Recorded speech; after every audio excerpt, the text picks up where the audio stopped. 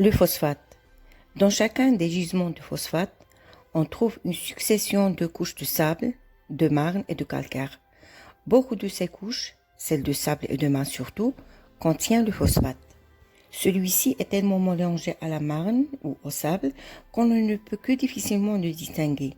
Il est en général sous forme de petits grains, plus ou moins ronds, qui n'ont que 1/10 à 1/5 de millimètre et qui sont de couleur brun pâle. On parle d'ailleurs de sable phosphaté, aussi bien que le phosphate sableux, tellement le mélange est fin. Il peut y avoir jusqu'à 75% de phosphate dans certaines couches, ce qui est une proportion ou une teneur considérable, très riche. Un point très important est à signaler, les couches phosphatées et les autres couches contiennent beaucoup de fossiles.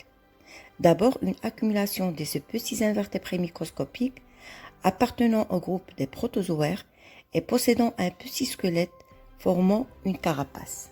Ensuite, de nombreuses coquilles de mollusques, des gastéropodes, des huîtres, des moules, tous ces mollusques sont marins et vivent de nos jours près des rivages en mer peu profonde. Enfin, il y a également beaucoup de squelettes de poissons. On en retrouve des dents en quantité. Ces poissons étaient voisins des requins actuels.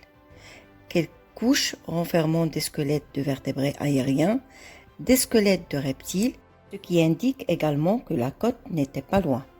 Comment se sont formés ces gisements? On pense qu'à la fin de l'ère secondaire et pendant le début de l'ère tertiaire, il existait dans la région sud-ouest du Maroc un grand golfe, dont les rivages étaient formés par le plateau central et les chaînes de l'Atlas qui se soulevaient. Ce golfe était peu profond, ses eaux devaient être chaudes, le golfe recevait des alluvions, des fleuves, descendant les chaînes de l'Atlas, boue qui ont donné la marne et sable.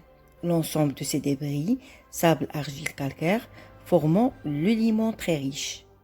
Dans ces eaux chaudes et nutritives, les algues et les petits animaux du plancton devaient être très abondants.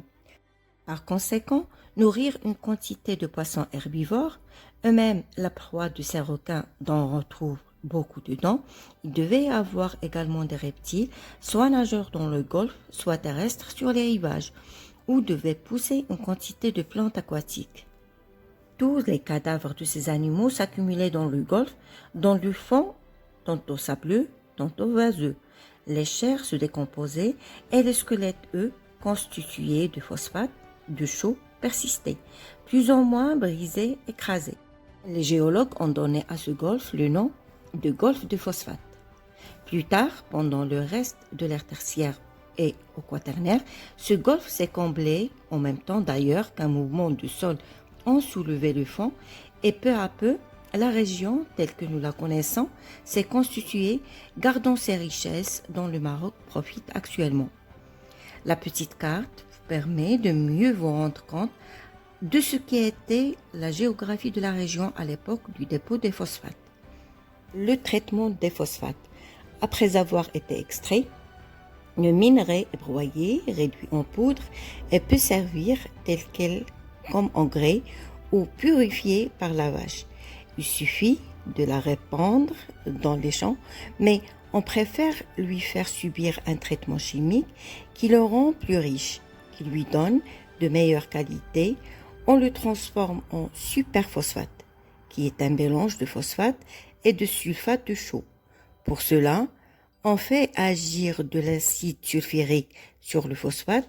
C'est surtout à Safi que ce traitement chimique est effectué.